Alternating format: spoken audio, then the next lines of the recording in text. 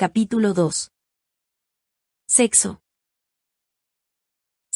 Sexualmente, el mono desnudo se encuentra hoy en día en una situación un tanto confusa. Como primate, es impulsado en una dirección, como carnívoro por adopción, es impulsado en otra, y, como miembro de una complicada comunidad civilizada, lo es incluso en otra. Para empezar, debe todas sus cualidades sexuales básicas a su antepasado el mono de los bosques, comedor de frutos. Estas características fueron después drásticamente modificadas para adaptadas a su vida de cazador en campo abierto. Esto era bastante difícil, pero, a continuación, tuvo que adaptarse al rápido desarrollo de una estructura social crecientemente compleja y determinada por la cultura. El primero de estos cambios, de comedor de frutos sexual a cazador sexual, fue realizado en un periodo de tiempo relativamente largo y con éxito aceptable.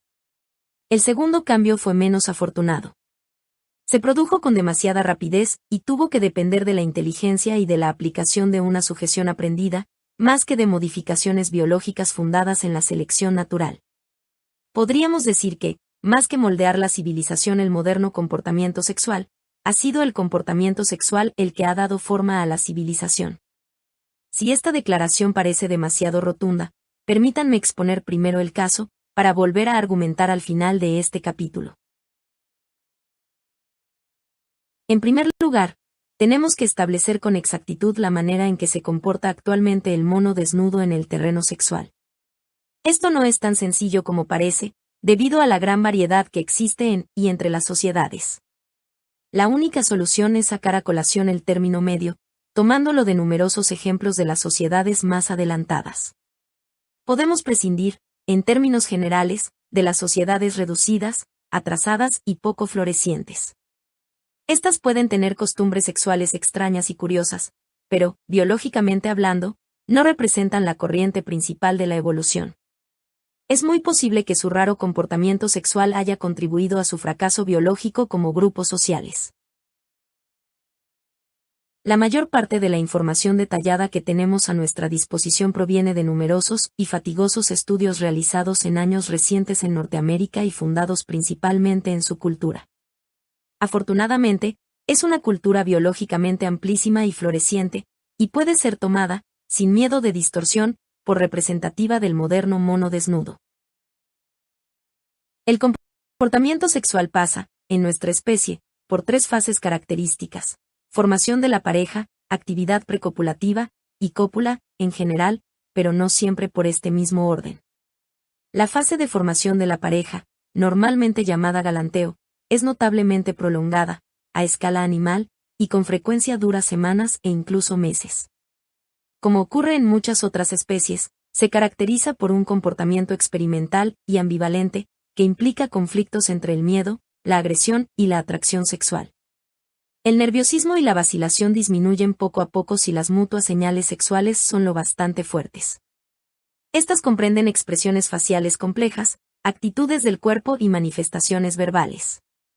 Estas últimas abarcan las señales sonoras especializadas y simbolizadas del lenguaje, pero, y esto es igualmente importante, ofrecen al miembro del sexo opuesto un tono de expresión distintivo.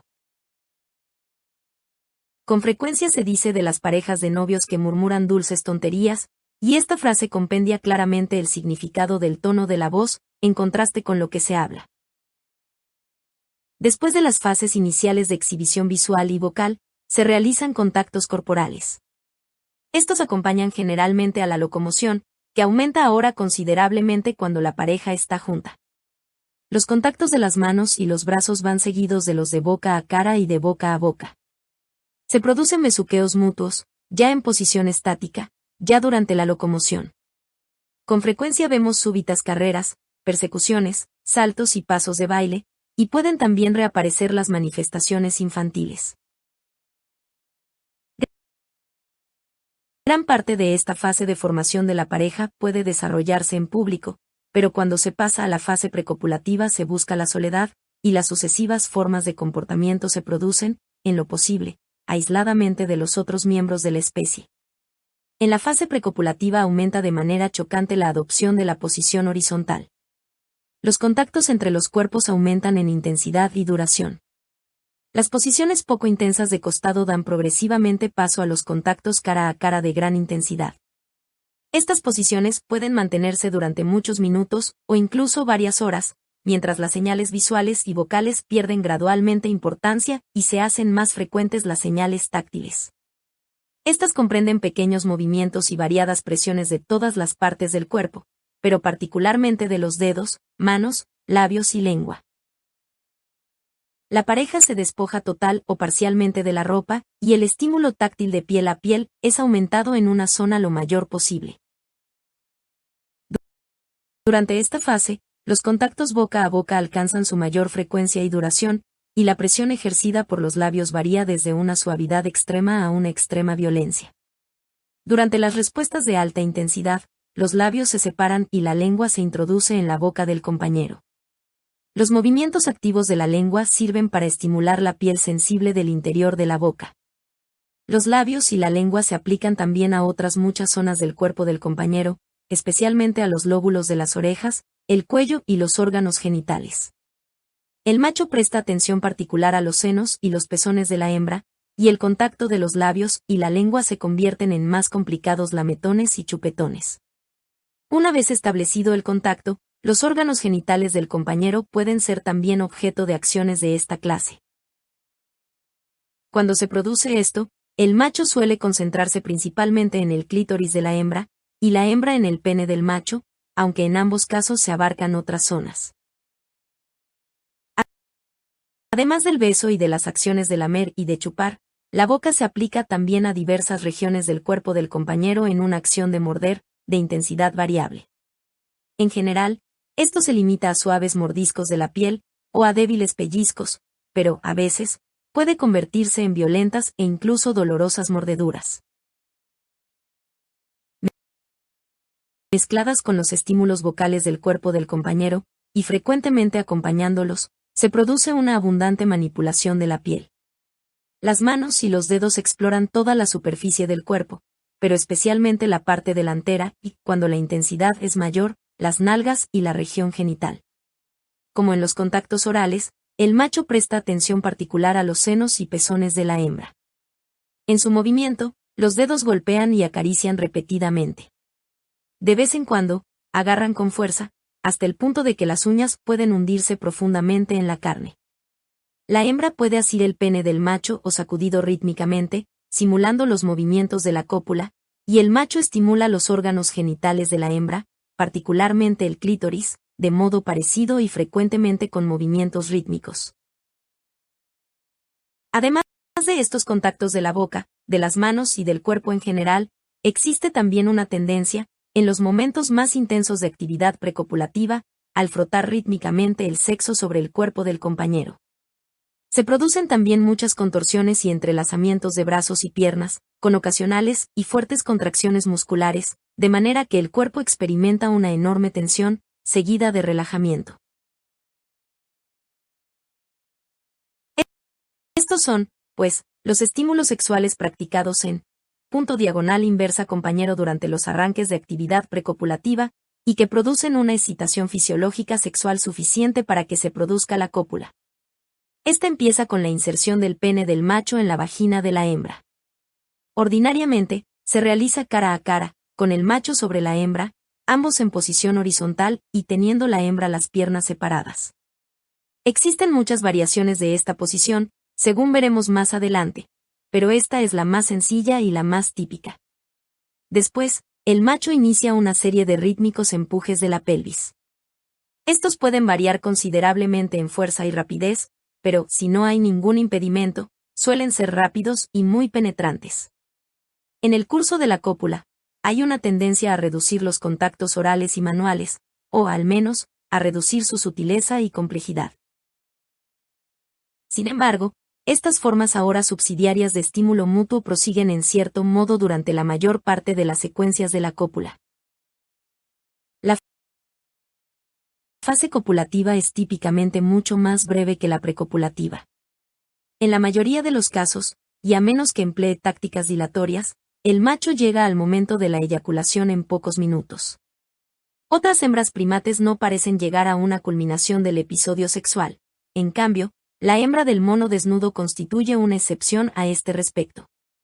Si el macho sigue copulando durante largo rato, también la hembra alcanza un momento de consumación, una experiencia orgásmica explosiva, tan violenta y liberadora de la tensión como la del macho, y fisiológicamente idéntica, salvo la única y natural excepción de la evacuación de esperma. Algunas hembras pueden llegar muy pronto a este momento, mientras que otras no llegan en absoluto, pero, en general, se alcanza entre los 10 y los 20 minutos del comienzo de la cópula. Es raro que exista esta discrepancia entre el macho y la hembra en 10 que atañe al tiempo requerido para alcanzar el clímax sexual y el alivio a la tensión. Es este un asunto que habremos de examinar con mayor detalle más adelante, cuando estudiemos la significación funcional de las diversas pautas sexuales. Bástenos decir aquí que el macho puede superar el factor tiempo y provocar el orgasmo de la hembra prolongando y agudizando los estímulos precopulativos, de modo que ella se encuentre ya fuertemente excitada antes de la penetración del pene, o bien empleando tácticas inhibitorias durante la cópula, a fin de retrasar el propio orgasmo, o prosiguiendo la cópula inmediatamente después de la eyaculación y antes de que cese la erección, o tomándose un poco de descanso y copulando por segunda vez. En este último caso, su debilitado impulso sexual hará que, automáticamente, tarde más tiempo en alcanzar el clímax y de ocasión a la hembra de alcanzar el suyo. Cuando ambos partícipes han experimentado el orgasmo, sigue normalmente un considerable periodo de agotamiento, de relajamiento, de descanso y, con frecuencia, de sueño. De los estímulos sexuales debemos pasar ahora a las respuestas sexuales. ¿Cómo responde el cuerpo al estímulo intensivo? En ambos sexos se producen considerables aumentos de las pulsaciones, de la presión sanguínea y de la respiración. Estos cambios empiezan durante las actividades precopulativas y alcanzan su máximo en el momento de la consumación. El número de pulsaciones, que normalmente es de 70 a 80 por minuto, se eleva a 90 o 100 durante las primeras fases de la actividad sexual, aumenta hasta 130 durante la actividad intensa y llega hasta 150 en el orgasmo. La presión sanguínea, que empieza aproximadamente en 120, se eleva a 200 e incluso a 250 en el momento del clímax sexual.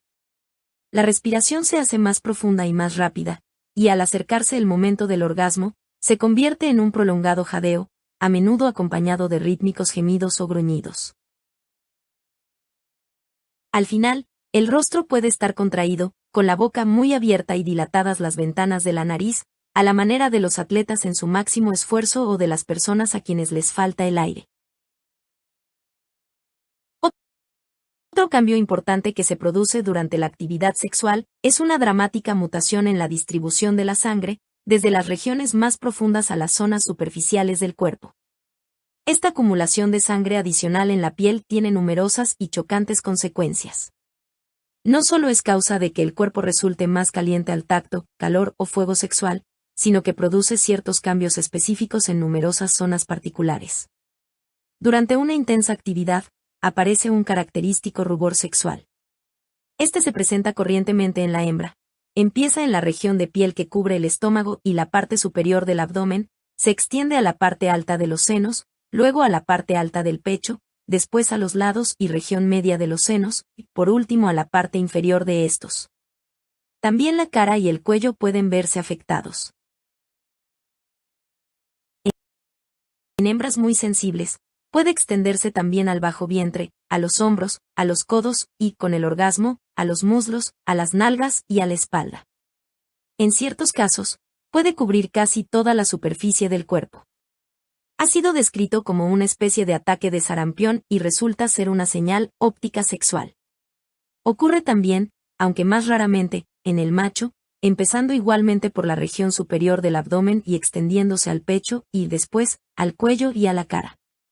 En ocasiones, cubre los hombros, los antebrazos y los muslos. Una vez producido el orgasmo, el rubor sexual desaparece rápidamente, siguiendo el orden inverso a su aparición. Además del rubor sexual y de una vasodilatación general, existe también una marcada vasocongestión en varios órganos dilatables. Esta congestión sanguínea es producida por las arterias, que vierten sangre en estos órganos más deprisa de lo que tardan las venas en extraerla. Esta condición puede mantenerse durante largo tiempo porque la propia hinchazón de los vasos sanguíneos en dichos órganos contribuye a cerrar las venas que pretenden llevarse la sangre. Esto ocurre en los labios, la nariz, los lóbulos de las orejas, los pezones y los órganos genitales de ambos sexos, y también en los senos de la hembra.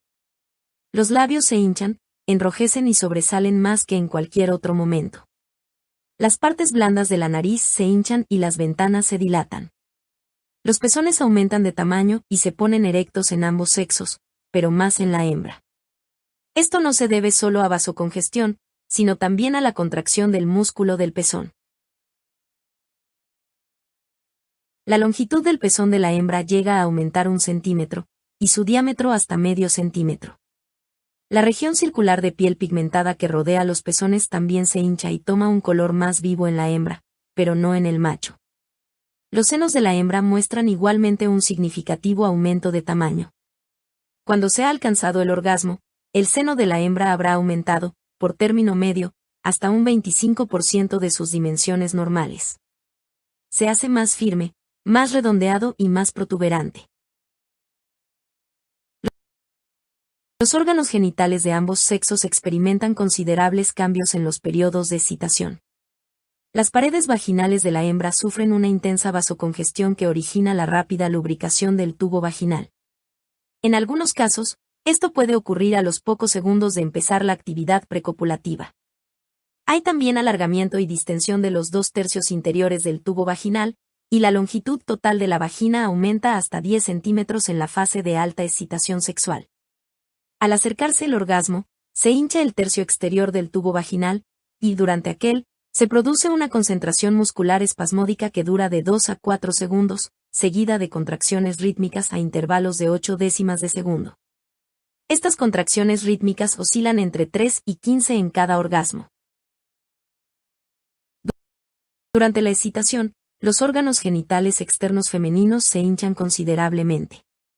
Los labios exteriores se abren y se hinchan, y llegan a alcanzar hasta 2 o 3 veces su tamaño normal, y salen fuera de la cortina protectora de los labios exteriores, añadiendo así 1 centímetro más a la longitud total de la vagina. Al aumentar la excitación, se produce otro cambio chocante en los labios interiores.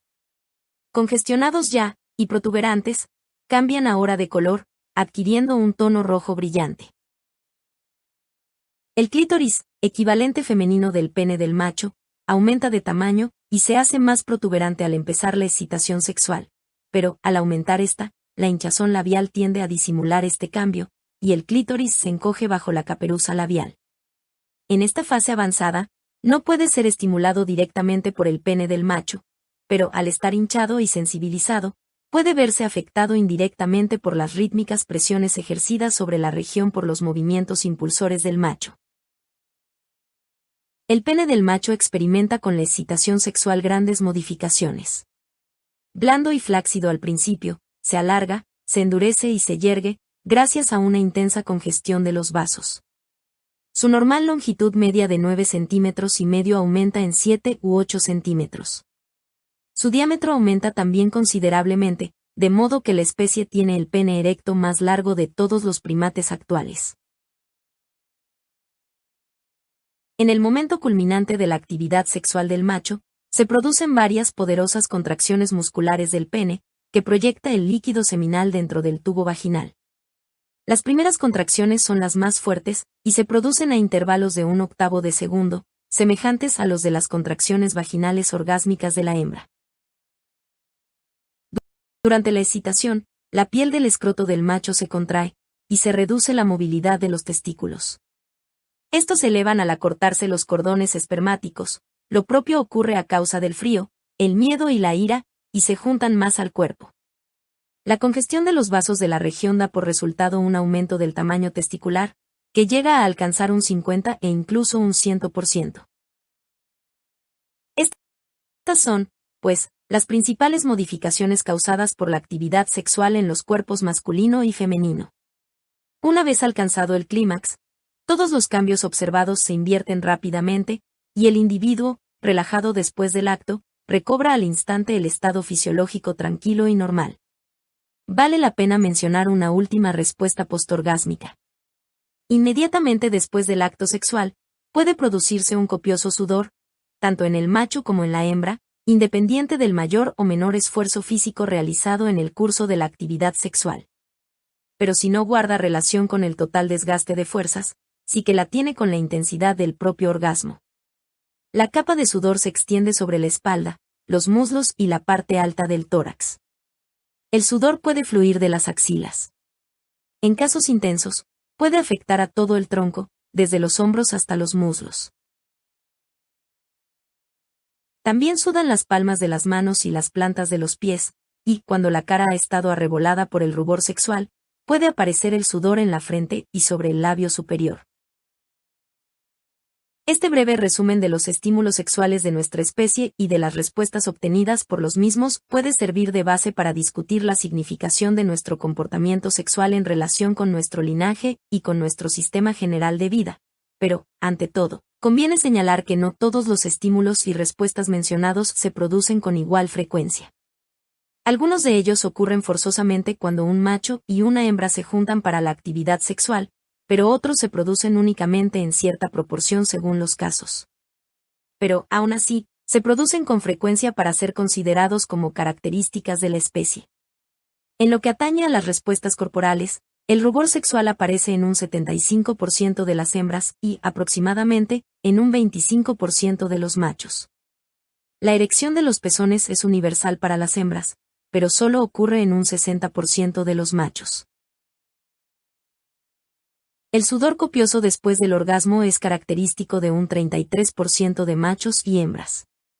Aparte de estos casos específicos, la mayoría de las otras respuestas corporales mencionadas se aplican a todos los casos, aunque, naturalmente, su intensidad y duración reales variarán según las circunstancias. Otro punto que debemos aclarar es la distribución de estas actividades sexuales a lo largo de toda la vida del individuo. Durante la primera década de vida, ninguno de ambos sexos puede tener verdadera actividad sexual. Cierto que muchas veces observamos en los niños los llamados juegos sexuales, pero es evidente que, hasta que la hembra empieza a ovular, y el macho a eyacular, que pueden producirse verdaderos actos sexuales. En algunas hembras, la menstruación empieza a los 10 años, ya a los 14 un 80% de las jóvenes menstruan activamente. Todas lo hacen a los 19. El crecimiento del vello del pubis, el ensanchamiento de las caderas y la hinchazón de los senos acompañan a dicho cambio, y en realidad, se anticipan a él. El crecimiento del cuerpo sigue un curso más lento y no es completo hasta los 22 años. La primera eyaculación de los muchachos no suele producirse hasta después de cumplir los 11 años. Son, pues, sexualmente, más atrasados que las niñas. La eyaculación más precoz registrada en un niño, a los 8 años, es un caso excepcional. A los 12 años, un 25% de los chicos han experimentado su primera eyaculación, y a los 14 lo han hecho un 80%. Por consiguiente, alcanzan a las chicas al llegar a esta edad. Por término medio, la primera eyaculación se produce a los 13 años y 10 meses. Lo mismo que en las chicas, otras características acompañan a este cambio. Empieza a crecer el pelo del cuerpo, especialmente en el pubis y en la cara. El orden típico de aparición de esta vellosidad es el siguiente: pubis, axilas, labio superior, mejillas, mentón, y después y más gradualmente, tórax y otras regiones del cuerpo. En vez del abultamiento de las caderas, se produce un ensanchamiento de los hombros. La voz se hace más grave. Este último cambio se observa también en las muchachas, pero con intensidad mucho menor. En ambos sexos, adviértese también una aceleración del crecimiento de los órganos genitales propiamente dichos. Es interesante observar que, si medimos la actividad sexual en términos de frecuencia del orgasmo, el macho alcanza su máxima capacidad mucho más rápidamente que la hembra.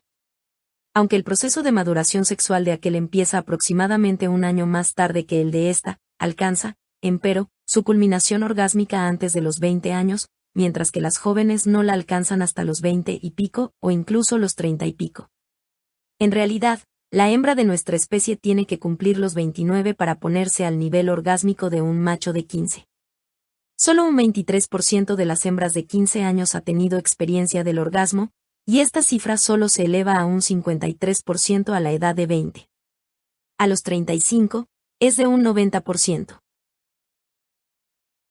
El macho adulto realiza, por término medio, unos 3 orgasmos por semana, y más de un 7% efectúa una eyaculación diaria o más.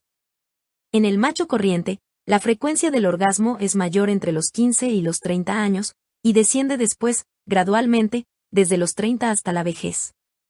La facultad de realizar múltiples eyaculaciones se desvanece, y mengua el ángulo de erección del pene. Antes de los 20 años, la erección puede mantenerse, por término medio, cerca de una hora. En cambio, a los 70, dura únicamente 7 minutos. Sin embargo, un 70% de los machos son todavía sexualmente activos a los 70 años. Una imagen parecida de sexualidad menguante podemos hallarla en la hembra. La más o menos repentina cesación de la ovulación, alrededor de los 50 años, disminuye notablemente el grado de sensibilidad sexual, si consideramos a la población femenina en su conjunto. Existen, no obstante, grandes variaciones individuales en cuanto a la influencia de aquella en el comportamiento sexual. La inmensa mayor parte de la actividad copulativa que hemos examinado se produce cuando la pareja se encuentra atada por un vínculo. Este puede tener la forma del matrimonio reconocido oficialmente, o de una relación irregular de cualquier clase. La alta frecuencia de la cópula extramarital, que sabemos que existe, no debe tomarse como señal de promiscuidad desenfrenada. En la mayoría de los casos es consecuencia de un típico comportamiento de galanteo y formación de la pareja, aunque el lazo resultante no suele ser muy duradero. Aproximadamente un 90% de la población se empareja legalmente, pero el 50% de las hembras y el 84% de los varones han tenido experiencia de la cópula antes del matrimonio. A los 40 años, el 26% de las mujeres casadas y el 50% de los varones casados han realizado cópulas extramatrimoniales. También, en muchos casos, llegan a romperse totalmente los lazos oficiales, por ejemplo, un 0,9% en América, en 1956. Aunque muy fuerte, el mecanismo de este lazo está muy lejos de ser perfecto. Ahora que hemos sentado todos estos hechos, podemos empezar a hacer preguntas. ¿De qué manera contribuye nuestro comportamiento sexual a nuestra supervivencia? ¿Por qué nos comportamos de esta manera, y no de otra cualquiera? Quizá podamos responder mejor a estas preguntas si formulamos otra. ¿Cómo es nuestro comportamiento sexual en comparación con el de otros primates actuales? Inmediatamente podemos observar que la actividad sexual es mucho más intensa en nuestra especie que en las de los demás primates, incluidos nuestros más próximos parientes. Entre estos, la prolongada fase del galanteo brilla por su ausencia. Son rarísimos los monos que establecen relaciones prolongadas de apareamiento. La actividad precopulativa es muy breve y consiste, generalmente, en unas cuantas expresiones de apareamiento. La actividad precopulativa es muy breve. Los mandriles, por ejemplo, no tardan más de 7 u 8 segundos entre el momento de montar a la hembra y la eyaculación, con un total de 15 movimientos de la pelvis o aún menos. La hembra no parece experimentar la menor excitación. Si se produce en ella algo que merezca el nombre de orgasmo, no es más que una trivial respuesta, en comparación con la de la hembra de nuestra especie. El periodo de receptividad sexual de la mona es todavía más limitado. Generalmente, solo abarca una semana, o un poco menos, de su ciclo mensual. Esto supone ya un avance en relación con los mamíferos inferiores, en los cuales se ve severamente limitado al tiempo real de ovulación, pero, en nuestra propia especie, la tendencia del primate a una receptividad mayor ha sido llevada hasta el límite, pues la hembra es virtualmente receptiva en todos los tiempos. Cuando una mona queda preñada o amamanta a su pequeño, deja de ser sexualmente activa. En cambio, nuestra especie ha extendido también su actividad sexual a estos periodos, de manera que solo hay un breve tiempo, inmediatamente antes y después del parto, en que la cópula está seriamente limitada.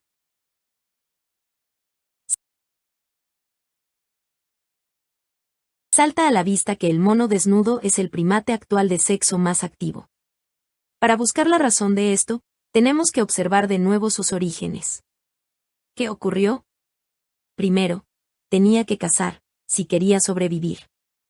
Segundo, tenía que mejorar su cerebro, para compensar su debilidad física de cazador. Tercero, tenía que tener una infancia más prolongada, para desarrollar y educar su cerebro.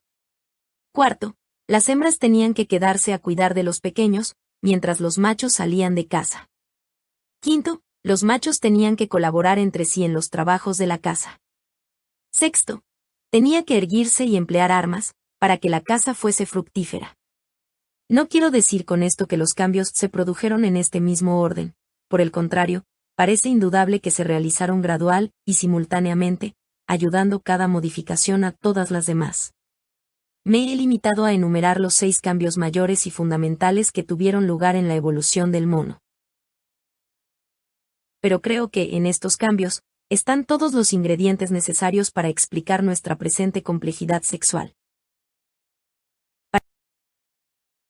Para empezar, los machos tenían que estar seguros de que sus hembras les serían fieles cuando las dejaran solas para ir de caza. Por consiguiente, las hembras tenían que desarrollar una tendencia a la formación de parejas. También si se suponía que los machos más débiles tenían que cooperar en la caza, había que otorgarles mayores derechos sexuales. Las hembras tendrían que ser más compartidas, y la organización sexual, más democrática, menos tiránica. También los machos necesitaban una tendencia más fuerte al emparejamiento. Además, los machos estaban ahora provistos de armas mortíferas, y las rivalidades sexuales hubiesen resultado demasiado peligrosas, una nueva y buena razón de que cada macho se contentara con una sola hembra. Y por si todo esto fuera poco, el lento crecimiento de los pequeños motivaba que aumentasen sus exigencias a los padres. Tenía que perfeccionarse el comportamiento familiar y repartir los deberes paternos entre el padre y la madre, otra buena razón para establecer una pareja firme. Tomando esta situación como punto de partida, podemos ver ahora cómo se desarrollaron otros aspectos de la cuestión. El mono desnudo tenía que crear la facultad de enamorarse, de unirse sexualmente con un solo compañero, a fin de lograr el lazo entre dos. De cualquier modo que se plantee el asunto, siempre volvemos a lo mismo. ¿Cómo se las ingenió para lograr esto? ¿Qué factores le ayudaron en esta tarea? Como primate, debía de tener ya una tendencia a formar breves emparejamientos de unas horas, o incluso de unos días, de duración, pero esto tenía que ser intensificado y ampliado. Una de las circunstancias que debieron de ayudarle fue su propia prolongada infancia. Durante los largos años de su crecimiento, debió de tener ocasión de crear una profunda relación personal con sus padres, una relación mucho más fuerte y duradera que cuanto podía experimentar un joven mono. La pérdida de este lazo familiar, al llegar a la madurez y a la independencia, tenía que producir un vacío afectivo, un hueco que había que llenar. Por consiguiente, se hallaría bien dispuesto para la creación de un nuevo e igualmente poderoso vínculo que sustituyese al antiguo. Aunque esto era suficiente para intensificar su necesidad de formar un nuevo lazo entre dos, se requerían ayudas adicionales para conservado. Tenía que durar lo necesario para el largo proceso de crianza de los hijos. Ya que se había enamorado, tenía que seguir enamorado. Había conseguido lo primero inventando una fase de galanteo prolongado y excitante, pero necesitaba algo más después de esto. El método más sencillo y más directo de lograrlo consistía en hacer más complejas y placenteras las actividades compartidas de la pareja. En otras palabras, lograr que el sexo fuera más sexo. ¿Cómo se consiguió? De todas las maneras posibles. Esta parece ser la respuesta acertada. Si volvemos ahora al comportamiento del mono desnudo actual, vemos cómo el plan toma forma. La aumentada receptividad de la hembra no puede explicarse únicamente en términos de aumento de la natalidad. Es indudable que, al encontrarse dispuesta a copular cuando se halla todavía en la fase de crianza del niño, la hembra acrecienta el ritmo de los nacimientos. Dado el largo periodo de dedicación a aquella, sería un desastre si la hembra obrase de otro modo. Pero esto no explica por qué está en disposición de recibir al varón y de excitarse sexualmente a lo largo de cada lino de sus ciclos mensuales. Únicamente ovula en un momento de aquel ciclo, por consiguiente, las uniones fuera de aquel tiempo no pueden ejercer una función procreadora. La gran abundancia de copulación en nuestra especie se debe, evidentemente, no a la producción de retoños, sino al reforzamiento del lazo entre la pareja, gracias a los mutuos goces de los compañeros sexuales.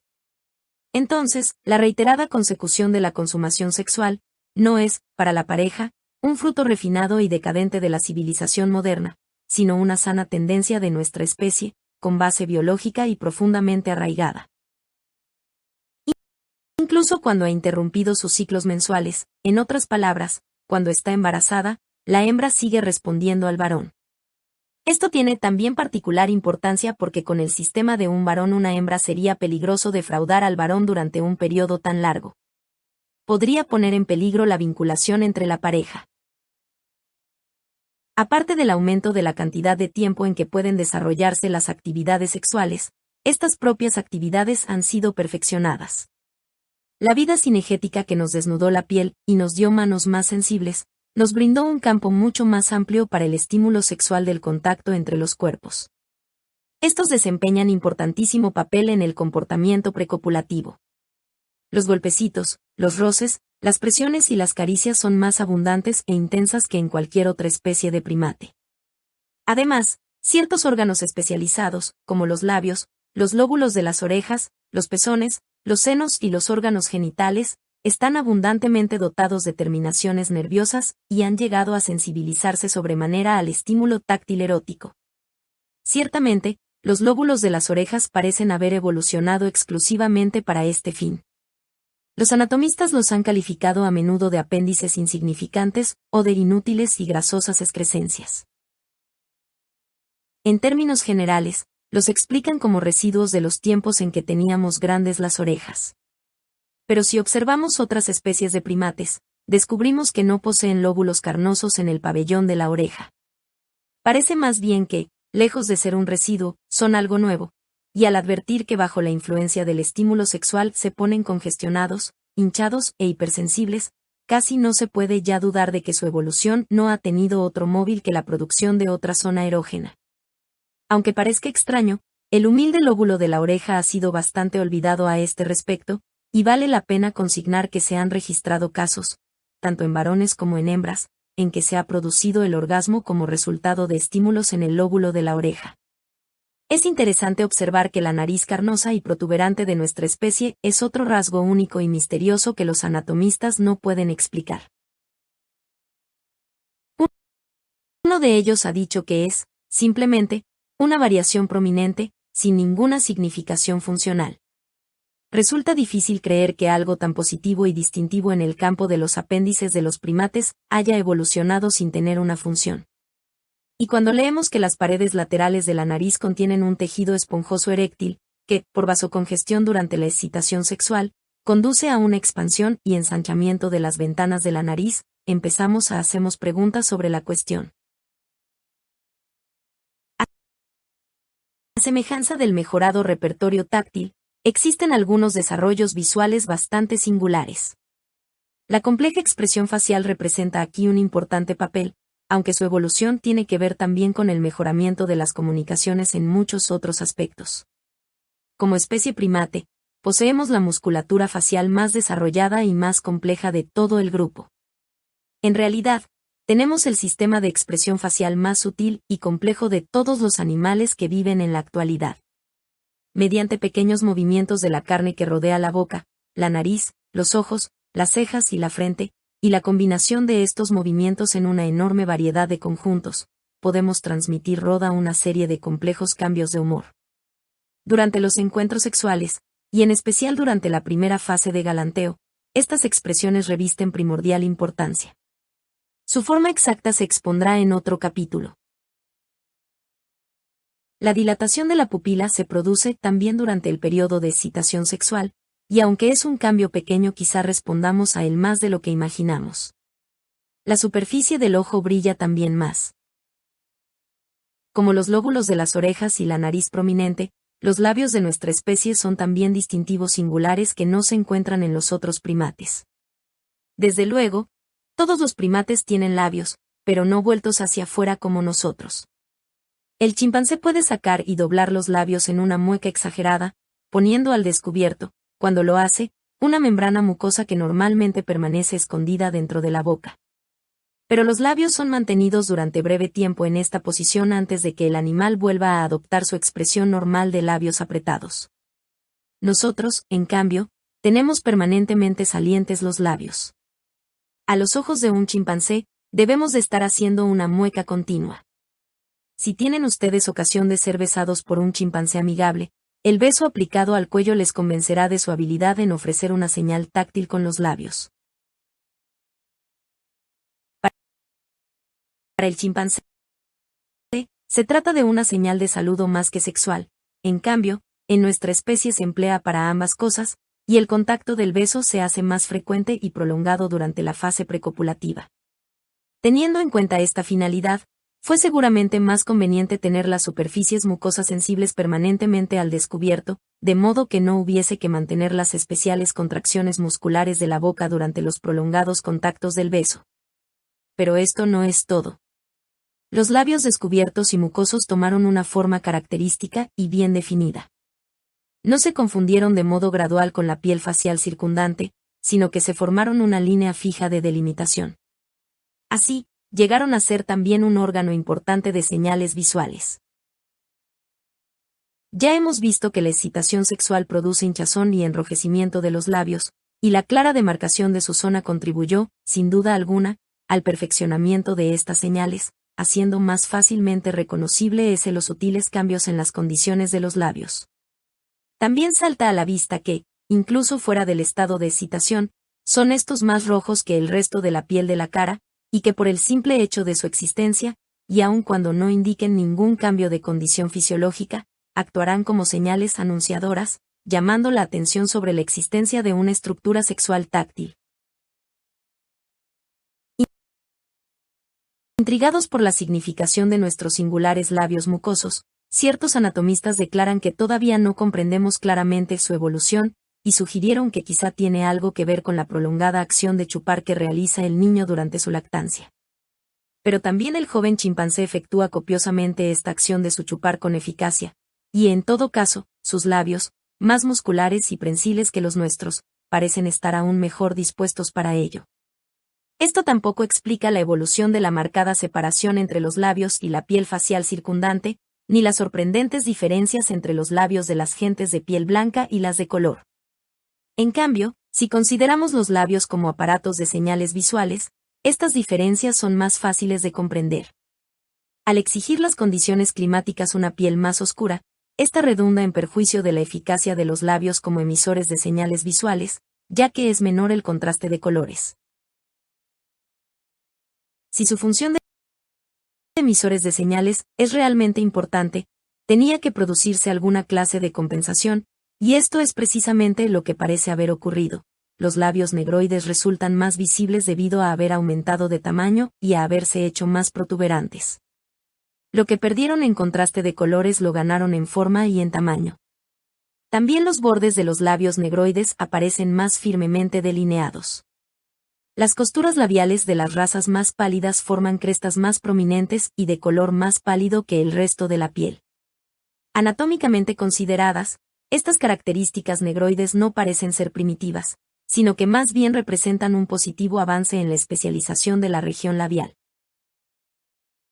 Existen otras muchas señales sexuales visuales evidentes.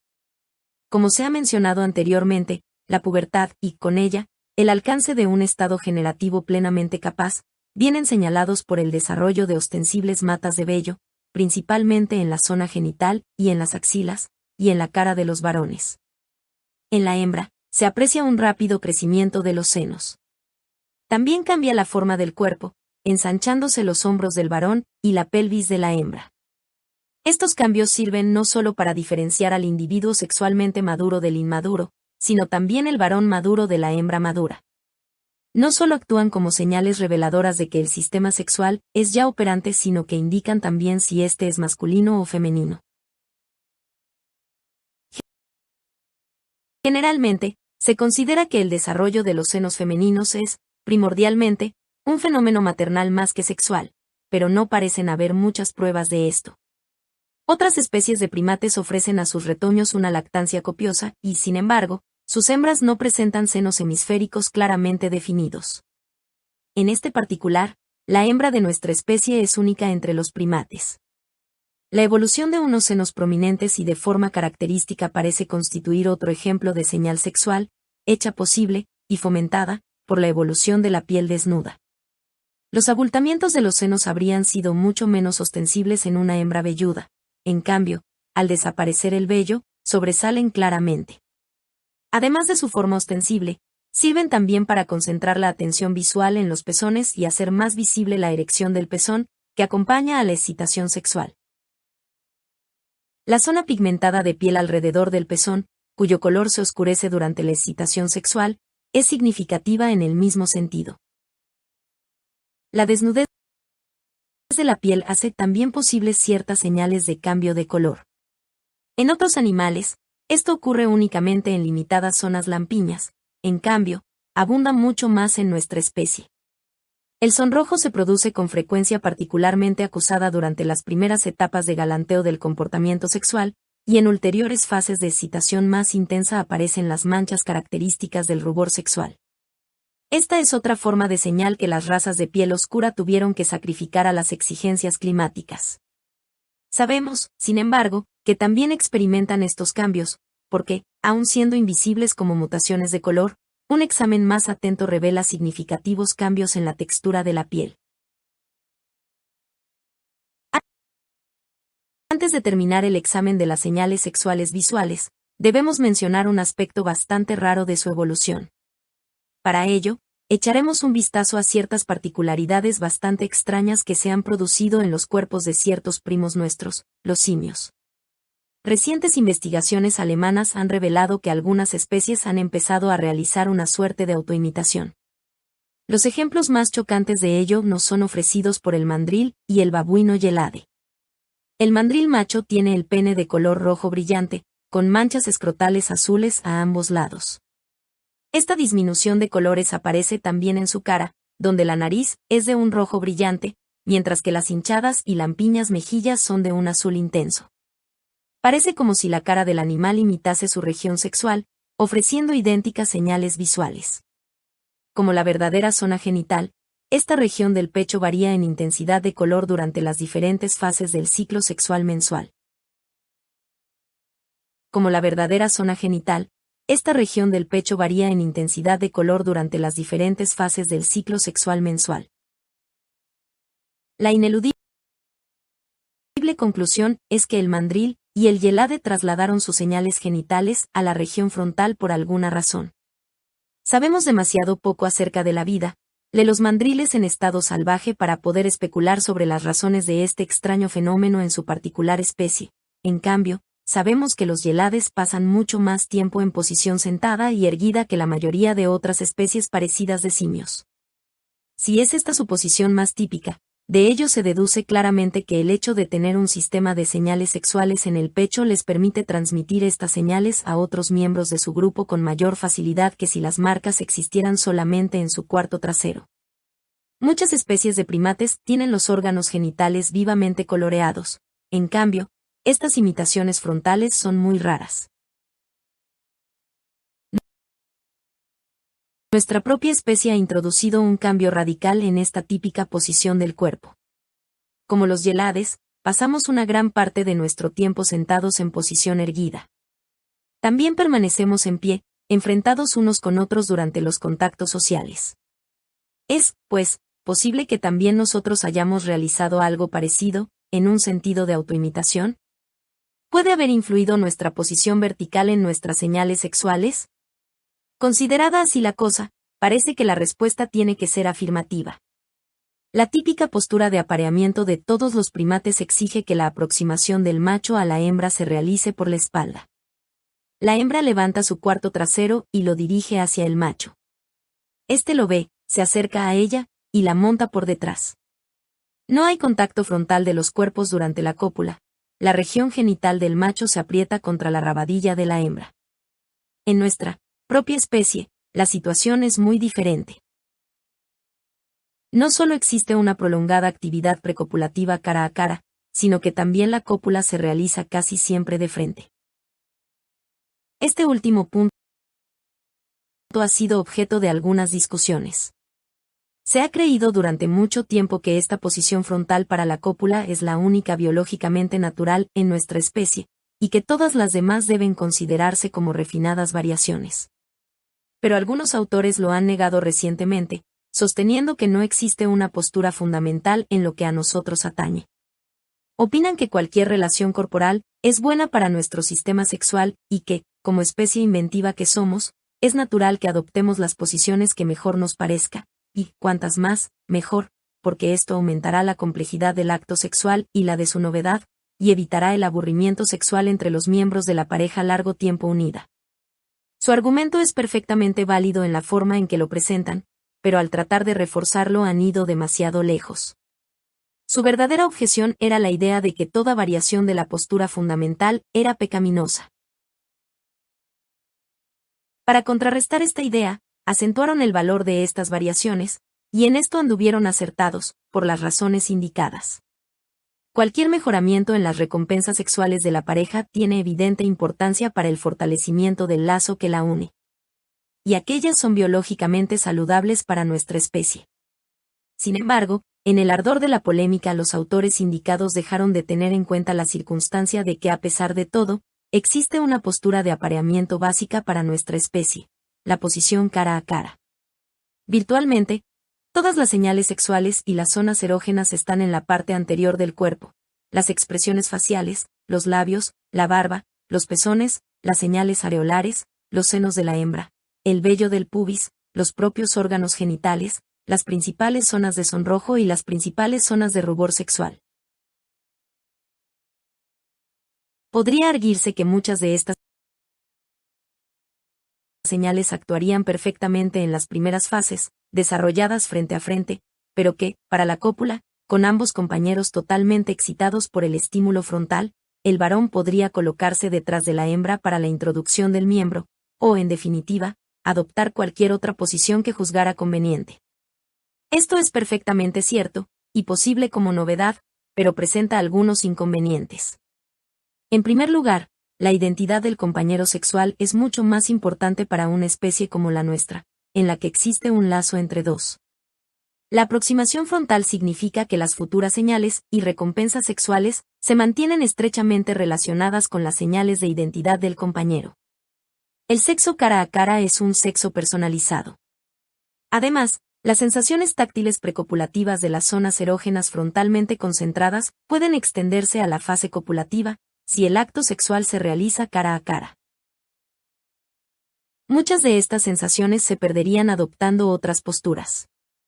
La aproximación frontal proporciona, también, la máxima posibilidad de estímulo del clítoris de la hembra durante los movimientos pelvianos del macho.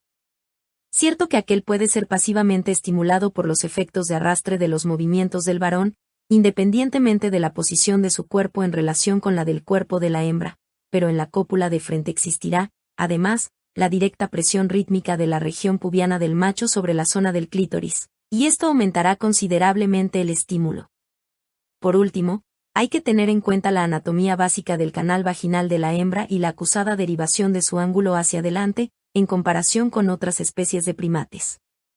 Esta traslación hacia adelante es mucho más de lo que cabría esperar si se tratase simplemente de un resultado pasivo del proceso de transformación en especie vertical. Es indudable que sí, para la hembra de nuestra especie, hubiese sido importante presentar su aparato genital de modo que el macho la montase por detrás, la selección natural habría apoyado rápidamente esta tendencia, y el conducto vaginal de la hembra estaría ahora mucho más inclinado hacia atrás. Por consiguiente, parece plausible considerar la cópula de frente como fundamental de nuestra especie.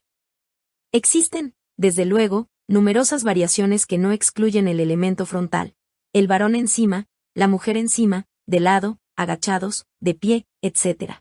Pero el sistema más eficaz y corrientemente empleado es el de la posición horizontal, con el varón encima de la hembra. Los investigadores americanos han calculado que, entre sus compatriotas, el 70% de la gente emplea únicamente esta posición. Incluso los que varían sus posturas siguen empleando la posición fundamental durante casi todo el tiempo. Menos de un 10% adoptan posiciones para la introducción por detrás. En un estudio masivo y cultural que abarcó casi 200 sociedades diferentes y desparramadas por todo el mundo, se llegó a la conclusión de que la cópula mediante la introducción del miembro por detrás no era práctica corriente en ninguna de las comunidades estudiadas. Si damos este hecho por sentado, podemos terminar esta ligera digresión y volver a la cuestión original sobre la autoimitación sexual.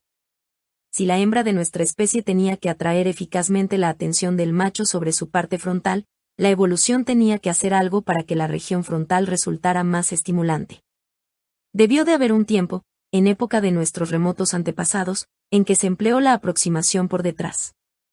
Supongamos que hubiésemos llegado a la fase en que la hembra incitaba sexualmente al macho desde atrás, por un par de carnosas nalgas hemisféricas, que, digámoslo de paso, no se encuentra en ninguna otra especie de primates, y con un par de brillantes labios genitales. Supongamos que el macho hubiese adquirido una fuerte sensibilidad sexual para responder a estas señales específicas. Supongamos que, llegada a este punto de su evolución, la especie se volviese cada vez más vertical y orientada de frente en sus contactos sociales. En esta situación, cabría esperar que encontrásemos alguna especie de autoimitación frontal del tipo que hemos visto en el mandril. Si observamos las regiones frontales de la hembra de nuestra especie, podemos descubrir alguna estructura que sea posible remedo de la antigua exhibición genital de las nalgas hemisféricas y de los rojos labios. La respuesta aparece con la misma claridad que el propio pecho de la hembra. Los senos protuberantes y hemisféricos de la hembra son, seguramente, copia de las carnosas nalgas, y los vivos y definidos labios rojos de la boca deben de ser una réplica de los de la vulva. Conviene recordar que, durante una excitación sexual intensa, tanto los labios de la boca como los labios genitales se hinchan y adquieren un color más intenso, de modo que no solo se parecen, sino que cambian también de igual manera con la excitación sexual. Si el macho de nuestra especie estaba ya obligado a responder sexualmente a estas señales cuando procedían de la parte posterior de la región genital, tenía que forjarse una nueva susceptibilidad en su presencia, siempre que se reprodujesen en la parte frontal del cuerpo de la hembra. Y esto es lo que al parecer ocurrió, precisamente, al adoptar las hembras el duplicado de sus nalgas y labios genitales en el pecho y la boca, respectivamente. Inmediatamente pensamos en el empleo de lápices de labios y sostenes, pero debemos dejar esto para más adelante, cuando tratemos de las técnicas sexuales especiales de la civilización moderna.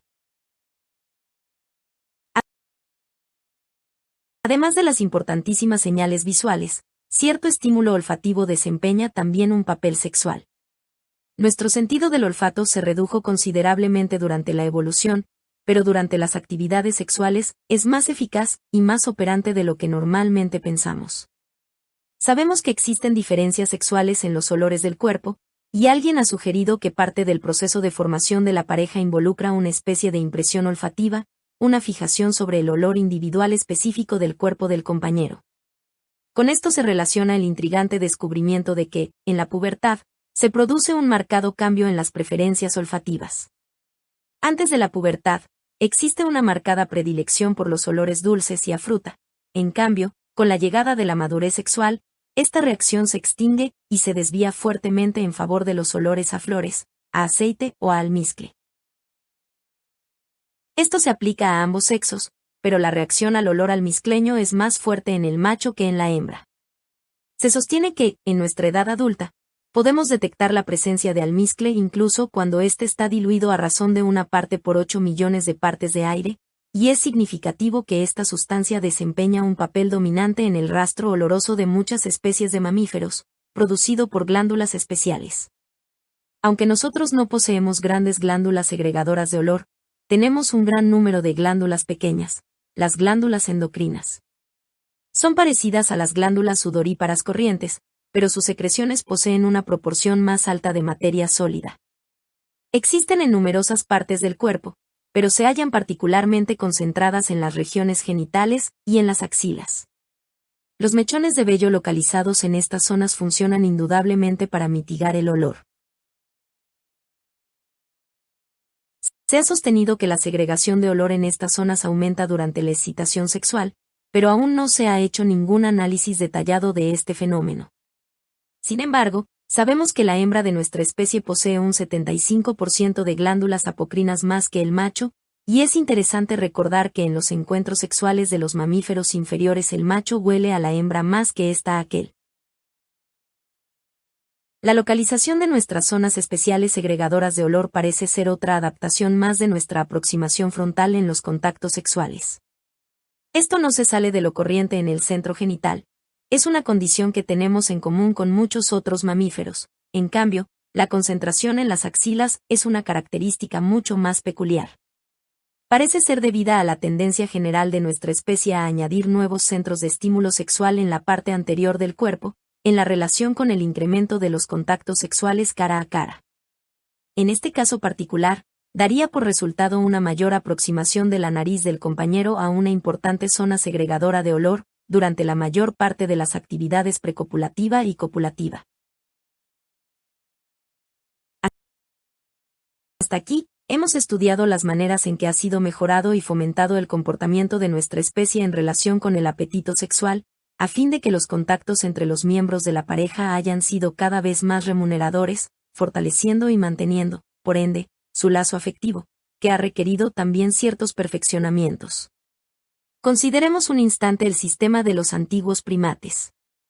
Los machos adultos son sexualmente activos en todo momento, salvo cuando acaban de eyacular. El orgasmo consumativo es valioso para ellos, porque el consiguiente alivio de la tensión sexual aplaca sus impulsos sexuales durante el tiempo necesario para que su depósito de esperma vuelva a llenarse. Por otra parte, las hembras solo son sexualmente activas durante un limitado periodo, centrado alrededor de su tiempo de ovulación.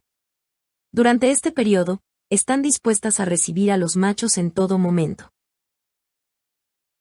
Cuantas más cópulas realicen, tanto mayor será su seguridad de conseguir una fertilización positiva. Para ellas, no hay hartazgo sexual, no hay clímax copulatorio que satisfaga y aplaque sus apremios sexuales. Mientras están en celo, no tienen tiempo que perder, deben seguir adelante a toda costa. Si experimentasen orgasmos intensos, perderían un tiempo valioso de apareamiento. Al terminar la cópula, cuando el macho eyacula y desmonta, la mona da muy pocas señales de trastorno emocional y suele marcharse como si nada hubiera pasado. En nuestra especie, con sus parejas ligadas, la situación es completamente distinta. En primer lugar, como hay un solo macho afectado, no sería particularmente ventajoso que la hembra siguiese reaccionando sexualmente en el momento en que aquel queda sexualmente agotado. Por consiguiente, nada se opone a la existencia de un orgasmo femenino. En cambio, hay dos circunstancias que lo favorecen.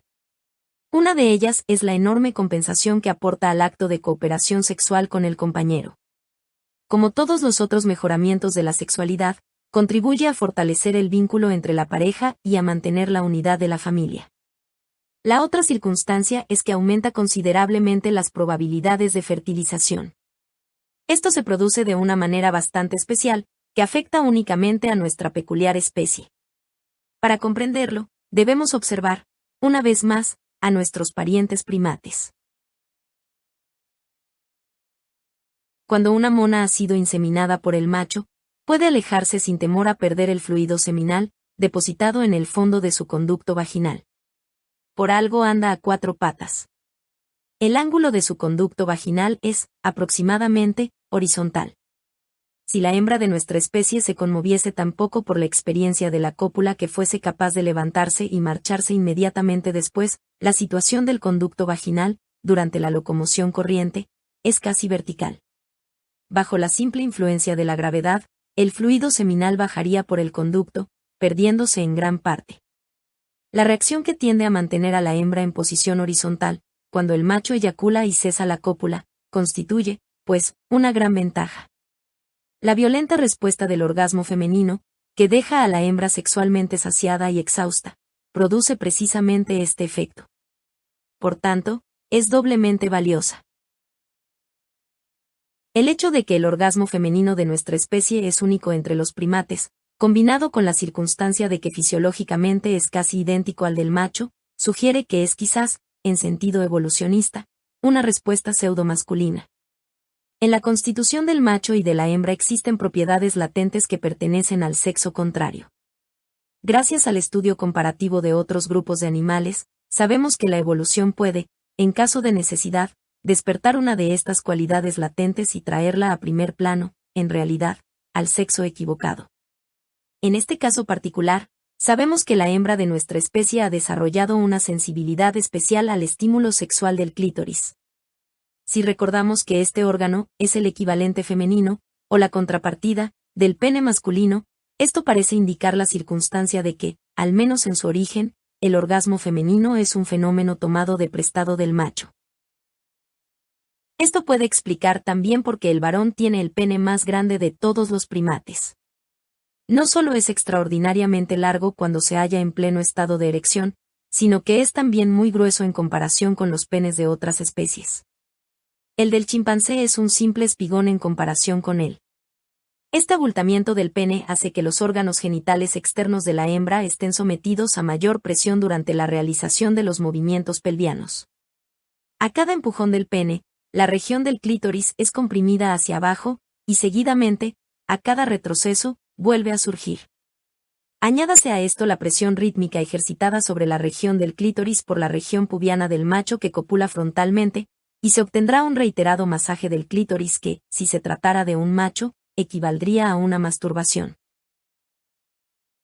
Todo esto puede resumirse diciendo que, tanto por lo que se refiere al comportamiento estimulante como al copulativo, se ha hecho todo lo posible para aumentar la sexualidad del mono desnudo y asegurar la adecuada evolución del básico sistema de formación de la pareja en un grupo de mamíferos, sistema virtualmente desconocido en las demás especies.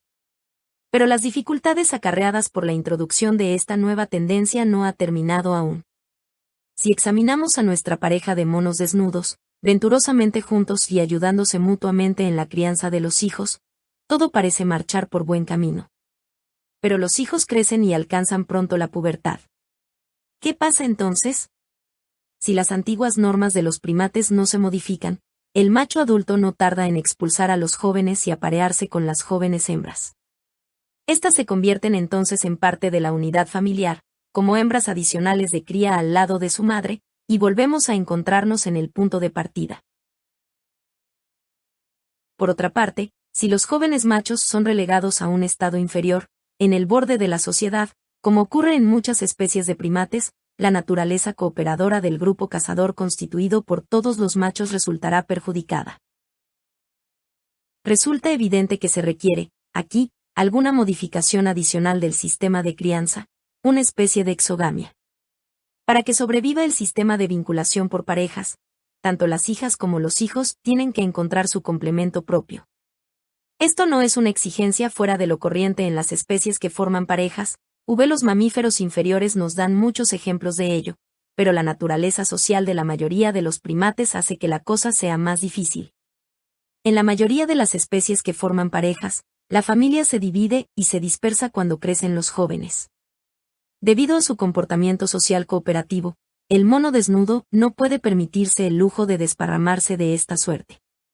El problema es, pues, más acuciante, pero, en el fondo, se resuelve de la misma manera.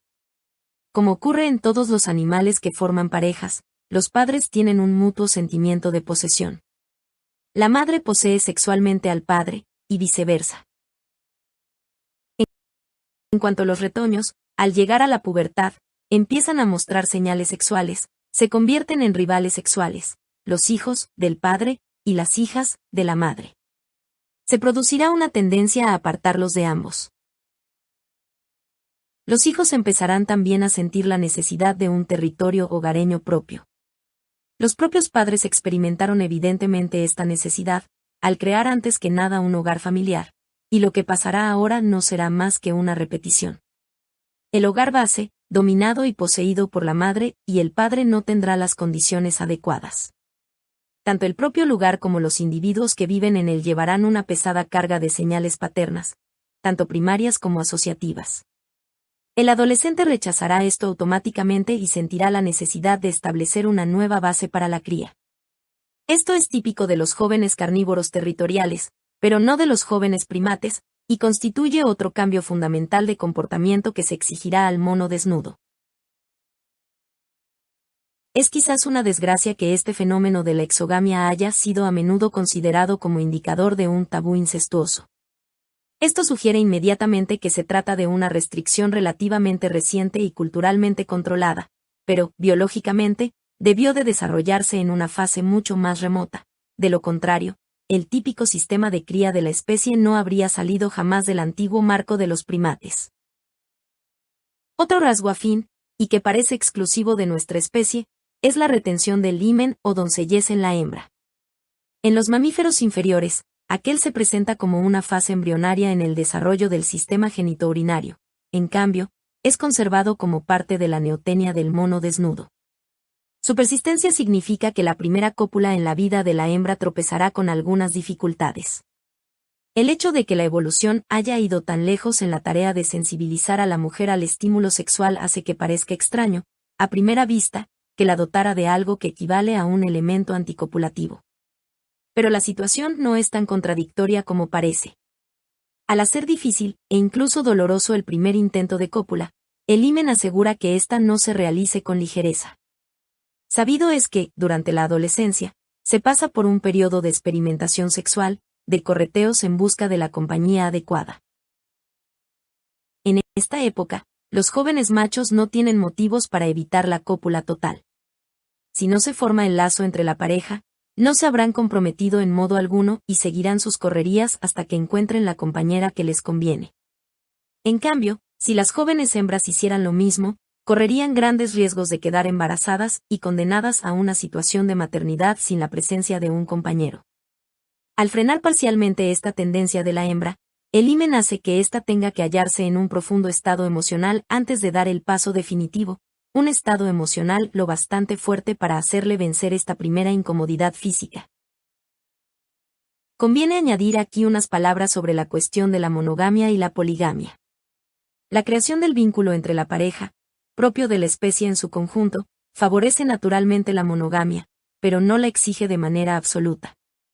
Si la violenta vida cinegética motiva que los machos adultos sean más escasos que las hembras, es natural que los machos supervivientes tiendan a establecer lazos con más de una hembra. Esto hará posible un aumento de la población, sin las peligrosas tensiones derivadas de la existencia de hembras sobrantes. Si el proceso de formación de la pareja llegase a ser tan exclusivo que evitara esto, resultaría ineficaz.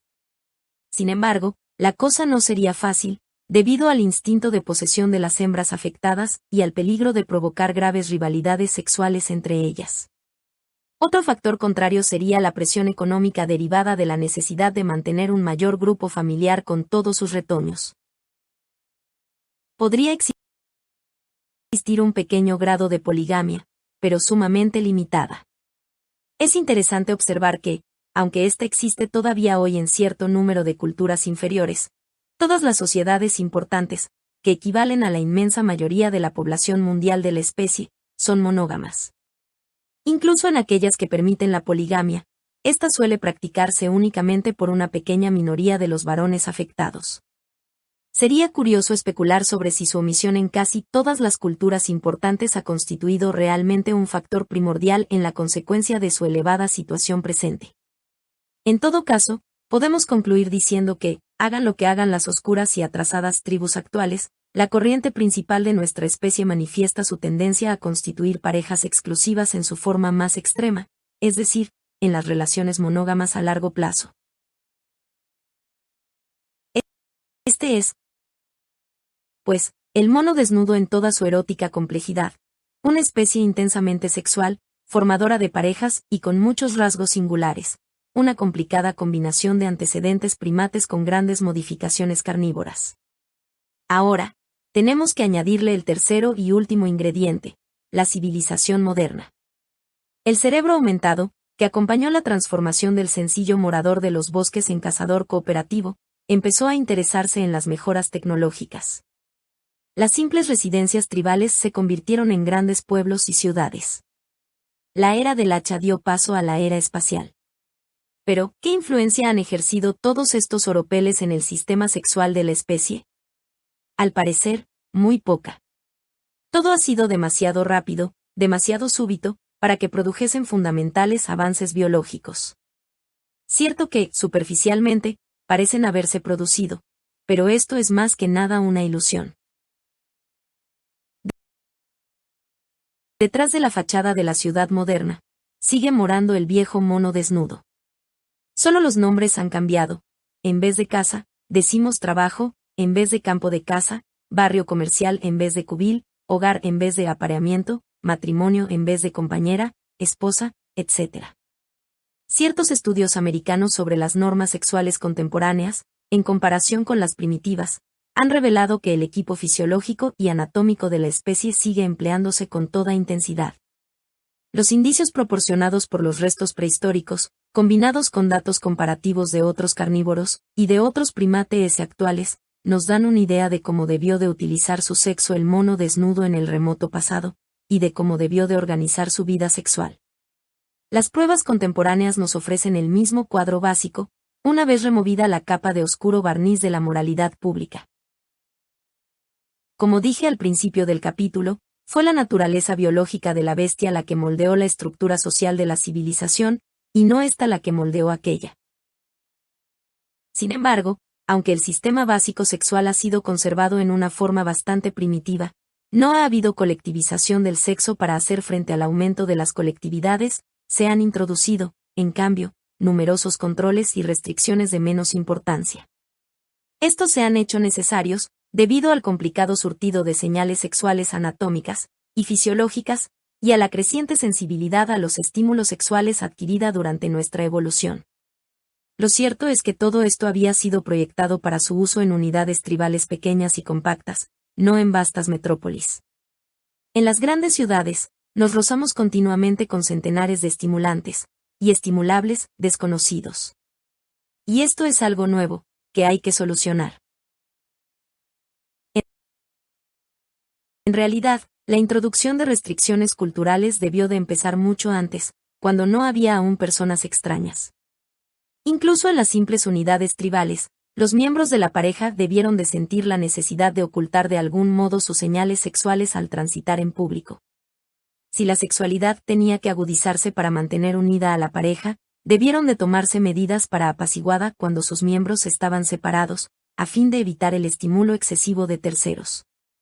En otras especies que forman parejas, pero viven en comunidad, esto se logra mediante ademanes agresivos, pero a una especie cooperativa como la nuestra le convenían métodos menos beligerantes. Aquí es donde entra en juego nuestro desarrollado cerebro. Indudablemente, el lenguaje realiza una función vital a este respecto. A mi esposo no le gustaría, como en muchas otras facetas de la vida social, pero se requieren también otras medidas más inmediatas. El ejemplo más palpable es la famosa y proverbial hoja de parra. Dada su posición vertical, es imposible que un mono desnudo se acerque a otro miembro de su especie sin realizar una exhibición genital. Otros primates, que andan a cuatro patas, no tienen este problema. Si quieren mostrar su aparato genital, tienen que adoptar una posición especial. Nosotros, en cambio, lo mostraríamos siempre, hiciéramos lo que hiciéramos. De ahí se infiere que la cobertura de la región genital con alguna sencilla prenda debió de ser un perfeccionamiento cultural muy primitivo.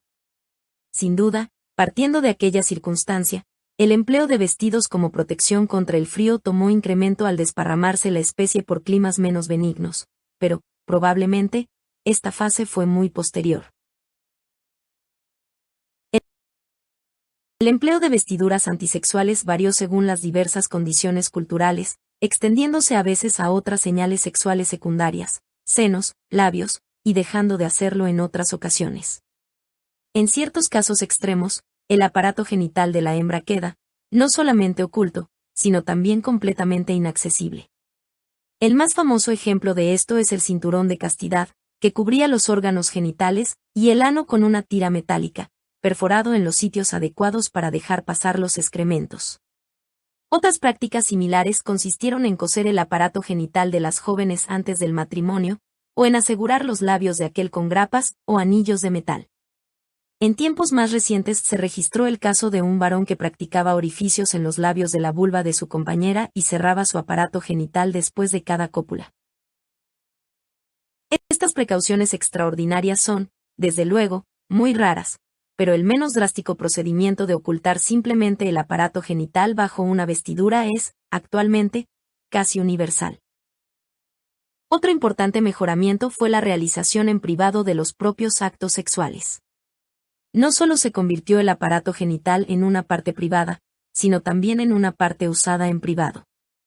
Esto ha dado como resultado una creciente asociación entre las actividades sexuales y el sueño.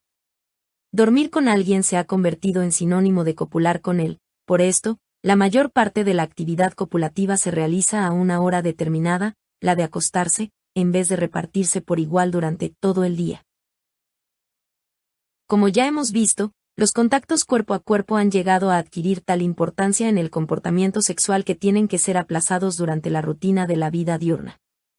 Hay que reprimir el contacto físico con raños en nuestras atareadas y populosas comunidades. Cualquier roce accidental con el cuerpo de un desconocido va inmediatamente seguido de una disculpa, cuya elocuencia suele ser proporcional al grado de sexualidad de la parte del cuerpo tocada.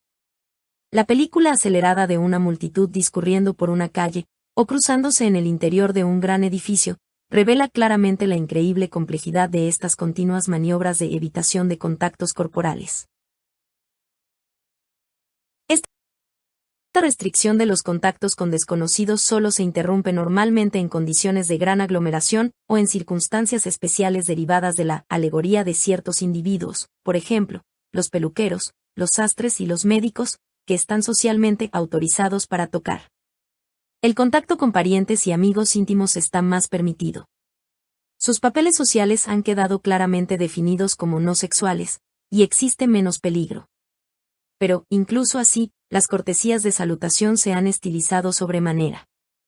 El apretón de manos se ha convertido en norma rígidamente establecida. El beso de salutación ha tomado su propia forma ritual, besos recíprocos en la mejilla, que nada tiene que ver con el beso sexual en la boca. Las posiciones del cuerpo se han desexualizado de varias maneras. Se evita, sobre todo, la postura sexualmente incitante de la mujer con las piernas separadas. Cuando ésta se sienta, mantiene las piernas juntas, o cruzadas una encima de la otra. Si la boca tiene que adoptar una postura que recuerde de algún modo una respuesta sexual, suele ocultarse con la mano. Las risitas sofocadas y ciertas clases de risa o de muecas son características de la fase de galanteo, y cuando se produce en circunstancias sociales vemos que, con frecuencia, se levanta una mano para cubrir la región de la boca. En muchas civilizaciones, los varones suprimen algunos de sus rasgos sexuales secundarios, afeitándose la barba y el bigote. Las hembras se depilan las axilas. Dada su importante función de estímulo olfativo, hay que eliminar el vello de los sobacos si los vestidos corrientemente empleados dejan al descubierto esta región. El vello del pubis se oculta siempre con tanto cuidado que hace generalmente innecesario aquel tratamiento, pero es interesante observar que también esta zona aparece con frecuencia afeitada en las modelos de los artistas, cuya desnudez no es sexual. Además, se practica intensamente la desodoración del cuerpo. Este se lava y baña con mucha mayor frecuencia de la requerida por los simples cuidados médicos o higiénicos. La sociedad suprime los olores del cuerpo, y los desodorantes químicos comerciales se venden en grandes cantidades.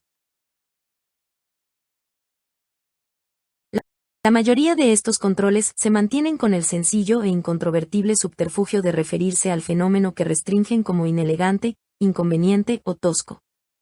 En cambio, raras veces se menciona o se tiene siquiera en cuenta la verdadera naturaleza antisexual de las restricciones.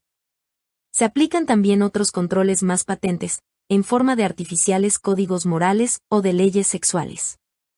Estas varían considerablemente de una civilización a otra, pero la principal finalidad es siempre la misma: evitar la excitación sexual de los desconocidos y suprimir la interacción sexual fuera de la pareja. Para ayudar a la consecución de este fin, cosa reconocida como muy difícil incluso por los grupos más puritanos, se emplean diversas técnicas de sublimación. Por ejemplo, los deportes escolares y otras actividades físicas vigorosas son a veces fomentadas con la vana esperanza de que apaciguarán las exigencias sexuales. El cuidadoso estudio de este concepto y de su aplicación revela su indiscutible y lamentable fracaso. Los atletas no son ni más ni menos sexualmente activos que otros grupos. Lo que pierden por cansancio físico, lo ganan por aptitud física. El único método de comportamiento que parece tener alguna eficacia es el antiguo sistema del castigo y la recompensa. Castigo para los excesos sexuales y recompensa para la continencia sexual. Pero esto, desde luego, produce la represión, más que la disminución, del impulso. Parece evidente que el anormal crecimiento de nuestras comunidades exigirá algunas medidas de esta clase para contrarrestar el creciente peligro social de un enorme aumento de actividades sexuales fuera de la pareja. Pero el mono desnudo, como primate de acentuada sexualidad, se resiste contra este tratamiento. Su naturaleza biológica se revela sin cesar. En cuanto se aplican controles artificiales en un sentido, surgen inmediatamente las contramedidas. Esto conduce, a menudo, a situaciones particularmente contradictorias. La hembra se cubre los senos, y seguidamente acentúa su forma con un sostén. Este artificioso estimulante sexual puede ser almohadillado o hinchebel, de forma que no solamente rehaga la forma oculta, sino que también la realce o la aumente, imitando de esta suerte la hinchazón de los senos que se produce durante la excitación sexual. En algunos casos, las hembras que tienen los senos flácido S llegan al extremo de acudir a la cirugía estética, sometiéndose a inyecciones subcutáneas de cera para lograr efectos parecidos, pero más permanentes. Los añadidos sexuales se aplican también a otras partes del cuerpo. Sirvan de ejemplo las sombreras de los trajes de los varones y los polizones de las hembras. En ciertas civilizaciones actuales, las mujeres flacas pueden adquirir sostenes para las nalgas o postizos para el trasero. La costumbre de llevar zapatos de tacón alto aumenta la oscilación de la región glútea durante la locomoción, al alterar la posición normal para la marcha. En diversas épocas se ha empleado el almohadillado de las caderas, y las curvas de estas y del pecho pueden también exagerarse con el uso de cinturones ceñidos.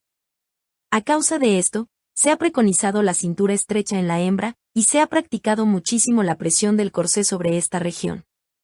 Esta tendencia alcanzó su punto culminante hace un siglo, con los talles de avispa, época en la cual llegaron algunas mujeres al extremo de hacerse extraer quirúrgicamente las costillas inferiores para aumentar el efecto. El generalizado empleo del lápiz de labios, el colorete y el perfume, para aumentar el estímulo de los labios, del rubor y del olor del cuerpo, respectivamente, presenta mayores contradicciones. La hembra que mediante el lavado suprime sistemáticamente su propio olor biológico, lo reemplaza a continuación con perfumes comerciales sexy, que en realidad, no son más que formas diluidas de los productos de las glándulas olorosas de otras especies de mamíferos totalmente diferentes. Si tenemos en cuenta todas estas restricciones sexuales y sus contrapartidas artificiales, no podemos dejar de pensar que sería mucho más fácil volver al punto de partida. ¿Por qué refrigerar una habitación, si después encendemos fuego en ella? Como antes he indicado, la razón de las restricciones es bastante justa. Se trata de evitar un estímulo sexual desenfrenado que rompa los lazos entre las parejas. Pero, ¿por qué no una total restricción en público? ¿Por qué no limitar las exhibiciones sexuales, tanto biológicas como artificiales, a los momentos de intimidad entre los componentes de la pareja? Esto se contesta en parte diciendo que es precisamente nuestro alto nivel de sexualidad el que exige una constante expresión y un constante desahogo. Se llegó a él para mantener unida a la pareja, y ahora resulta que, en la estimulante atmósfera de una sociedad compleja, sirve para crear continuamente situaciones ajenas a tal pareja. Pero esto es solo una parte de la respuesta. El sexo se emplea también por motivos de conveniencia, maniobra muy corriente en otras especies de primates. Si una mona quiere acercarse a un macho agresivo con fines no sexuales, realiza a veces una exhibición sexual, no porque quiera copular con él, sino porque, obrando así, despertará su impulso sexual lo suficiente para eliminar su agresión. Estas formas de comportamiento se denominan actividades remotivadoras. La hembra emplea el estímulo sexual para remotivar al macho y conseguir, de esta manera, una ventaja no sexual. Trucos parecidos son empleados también por nuestra especie. Gran parte de los estímulos sexuales artificiales tienden a este fin. Al hacerse atractivos a los miembros del sexo contrario, los individuos pueden reducir eficazmente los antagonismos con otros miembros del grupo social. Desde luego, tratándose de una especie en que los individuos están atados por parejas, esta estrategia tiene sus peligros. El estímulo no debe ir demasiado lejos. Aceptando las básicas restricciones sexuales impuestas por la civilización, es posible dar claras señales de que no estoy disponible para la cópula, y, al propio tiempo, dar otras señales que digan, no obstante, soy muy sexual. Estas últimas complicarán su misión de reducir el antagonismo, mientras que las primeras evitarán que las cosas salgan de su cauce. De esta manera, uno puede nadar y guardar la ropa. Esto podría dar muy buenos resultados, pero, desgraciadamente, juegan otras influencias. El mecanismo de apareamiento no es perfecto. Tuvo que ser injertado en el primitivo sistema de los primates, y este sigue manifestándose. Si algo sale mal en la situación de la pareja, vuelven a surgir los antiguos impulsos del primate. Añádase a esto que otro fruto importante de la evolución ha sido la extensión de la curiosidad infantil a la fase adulta, y veremos claramente que la situación puede hacerse peligrosa. El sistema estuvo obviamente encaminado a funcionar en una situación donde la hembra producía una copiosa familia infantil, y el macho estaba siempre cazando con otros machos. Aunque esto ha persistido en diez esencial, dos circunstancias han cambiado. Existe una tendencia a limitar artificialmente el número de retoños. Esto significa que la hembra emparejada no dará un pleno rendimiento familiar, y será más abordable, sexualmente, durante la ausencia de su compañero. Y existe también, en muchas mujeres, una propensión a sumarse al grupo de cazadores. Naturalmente, la caza ha sido actualmente sustituida por el trabajo, y los machos que marchan hoy día a trabajar están expuestos a encontrarse en grupos heterosexuales, en vez de las antiguas partidas cinegéticas. Esto significa que el lazo entre la pareja tiene que aguantar tirones por ambas partes. Y, con excesiva frecuencia, acaba por romperse. Recordemos aquí que, según las estadísticas americanas, un 26% de las hembras casadas y un 50% de los varones casados han realizado cópulas extramatrimoniales antes de llegar a los 40 años. Sin embargo, muchas veces el lazo original es lo bastante fuerte para resistir durante estas actividades externas, o para reafirmarse cuando éstas han pasado. Solo en un pequeño porcentaje de casos se produce una ruptura completa y definitiva. No obstante, si dejáramos las cosas así, exageraríamos el caso a favor del lazo entre la pareja. Este puede, casi siempre, sobrevivir a la curiosidad sexual, pero no es bastante fuerte para suprimida. Aunque el poderoso ligamen sexual mantiene unida a la pareja, no elimina su interés por las actividades sexuales externas. Y si los apareamientos externos chocan tan violentamente con el vínculo de unión de la pareja, hay que encontrarles un sustitutivo menos perjudicial. La solución ha sido el voyerismo en su más amplio sentido, el cual se practica en gran escala. En sentido estricto, el voyerismo significa la obtención de excitación sexual mediante la contemplación de la cópula de otros individuos, pero puede ampliarse lógicamente hasta incluir toda clase de interés en la actividad sexual, sin participar en ella. Casi todo el mundo se dedica a esta práctica, mirando, leyendo o escuchando. La mayor parte del material de la televisión, de la radio, del cine, del teatro y de la novela tiende a satisfacer esta demanda. Las revistas, los diarios y las conversaciones contribuyen también a ello. Se ha convertido en una industria importante. Pero en realidad, y a pesar de tanta alaraca, el observador sexual no hace nunca nada. Todo se realiza por poderes. Tan copiosa es la demanda, que tuvimos que inventar una categoría especial de ejecutantes, actores y actrices, que fingen los episodios sexuales para que nosotros podamos contemplarlos. Cortejan y se casan, e inmediatamente asumen nuevos papeles, para cortejar y casarse otra vez. De esta manera, se aumenta copiosamente el material del voyeur. Si observamos la mayoría de las especies animales, llegaremos a la conclusión de que esta actividad contempladora es biológicamente anormal, sin embargo, es relativamente inofensiva e incluso puede ayudar a nuestra especie, porque satisface en cierto grado las insistentes exigencias de nuestra curiosidad sexual, sin incitar a los individuos a contraer nuevas relaciones sexuales que podrían amenazar el lazo entre la pareja. La prostitución actúa de manera parecida. En esta hay, naturalmente, una unión real, pero en su forma típica, queda absolutamente limitada a la fase copulativa. La primera fase de galanteo e incluso las actividades precopulativas se reducen al mínimo. Son estas las etapas en que empieza la formación de la pareja, y son debidamente suprimidas. Si el varón satisface su deseo de novedad sexual copulando con una prostituta, puede dañar el lazo que le une a su pareja, pero menos que si acude a una aventura amorosa romántica no copulativa. Otra forma de actividad sexual que hay que examinar es el desarrollo de la fijación homosexual. La función primordial del comportamiento sexual es la reproducción de la especie, y es evidente que esto no puede lograrse con la formación de parejas homosexuales. Aquí conviene hacer una sutil distinción. Biológicamente hablando, no hay nada fuera de la corriente en los actos homosexuales de pseudocópula. Muchas especies los practican, en numerosas circunstancias. Pero desde el punto de vista de la reproducción, la formación de un lazo homosexual es inconveniente, ya que no puede conducir a la producción de retoños y estropea la posible función reproductora de los adultos. Para comprenderlo, echaremos un vistazo a otras especies. He explicado ya cómo puede una hembra emplear señales sexuales para remotivar a un macho agresivo. Excitándole sexualmente, elimina su antagonismo y evita ser atacada por él. El macho inferior puede valerse de un truco semejante.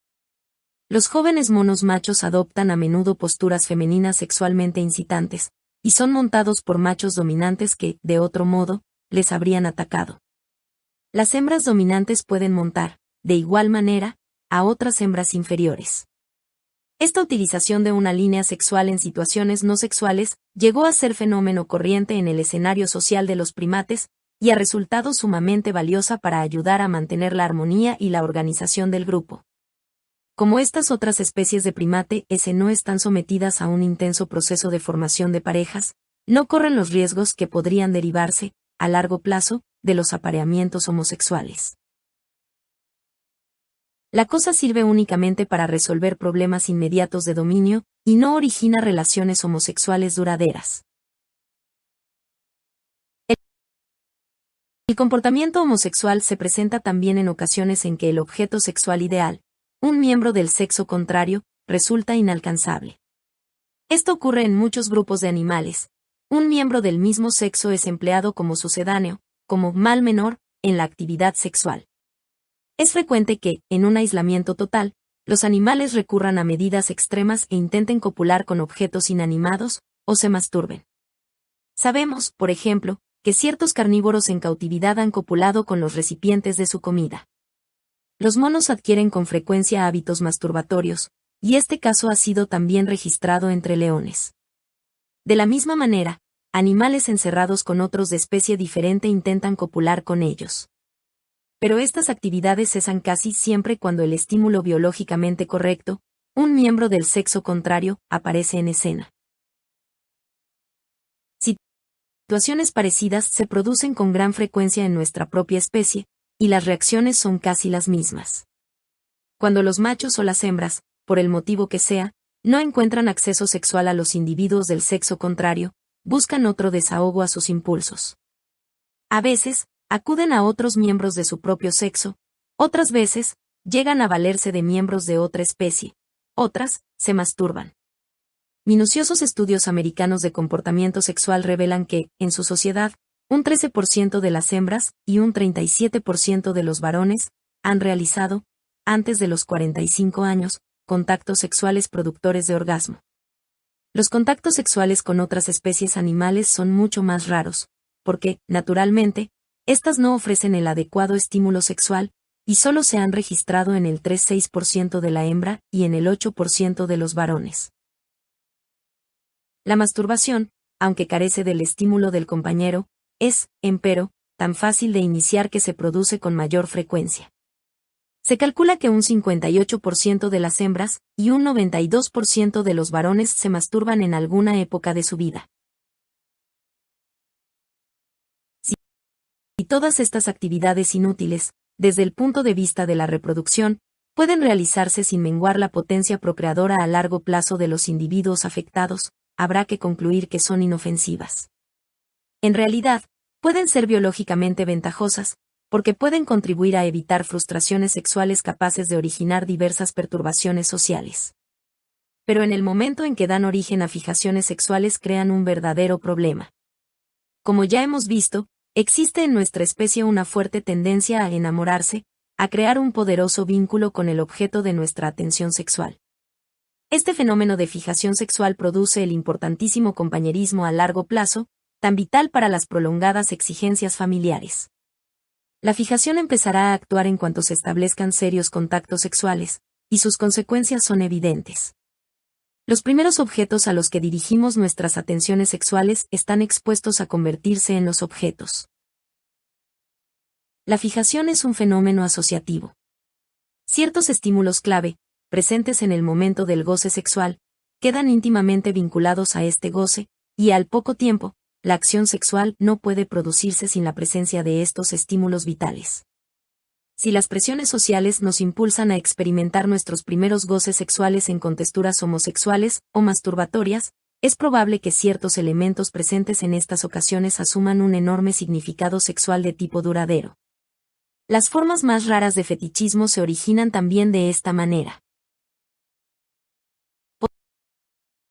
Podría esperarse que estos hechos fuesen más perturbadores de lo que son en realidad, pero, en la mayoría de los casos, dos cosas ayudan a evitarlo.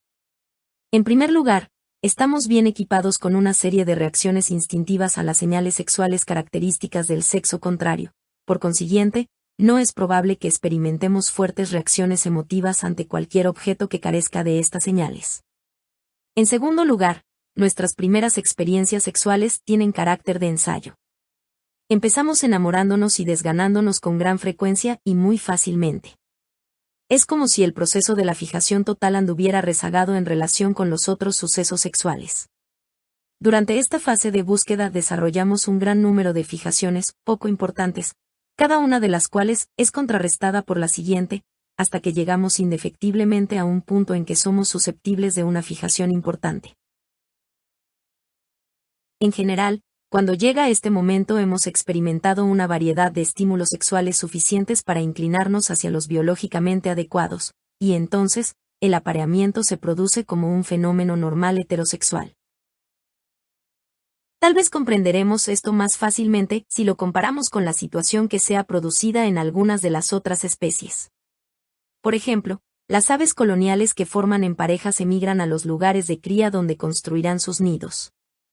Los jóvenes pájaros sin pareja, que vuelan como adultos por primera vez, sienten la necesidad, a semejanza de los más viejos, de establecerse en un terreno y de formar parejas de cría.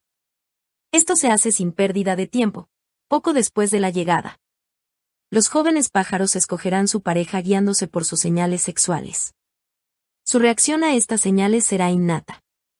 Después de cortejar a la compañera, sus intentos sexuales se limitarán a este individuo en particular. Esto se produce gracias a un proceso de fijación sexual. En el curso del galanteo para la formación de la pareja, las claves sexuales instintivas, comunes a todos los miembros de cada sexo y de cada especie, tienen que quedar vinculadas a ciertos factores únicos de identificación individual. Solo de esta manera el proceso de fijación puede limitar las reacciones sexuales de cada pájaro a su compañero. Todo esto tiene que hacerse rápidamente, porque la temporada de cría es muy breve. Si, al principio de esta fase, todos los miembros de un solo sexo fuesen experimentalmente trasladados de la colonia, sin duda se establecerían numerosos lazos homosexuales, al tratar desesperadamente los pájaros de encontrar lo más parecido a una pareja que tuviera a su alcance.